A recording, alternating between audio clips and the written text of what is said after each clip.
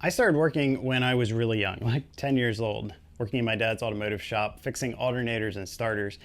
And there was one tool out there that I would use a lot of, and I really fell in love with the brand when I was young. It was a multimeter from Fluke, kind of like this guy. And yeah, I've always been a big fan of the brand. I got this to do testing years back. I use this thing all the time when I'm testing circuits for my chargers, things like that. Great product. And so when they reached out and they said, hey, we want you to review one of our testers for chargers, I said, well, this is a great marriage of things I like and other things I like.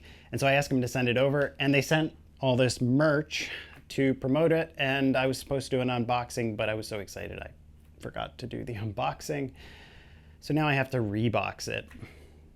I hope you don't mind, Fluke.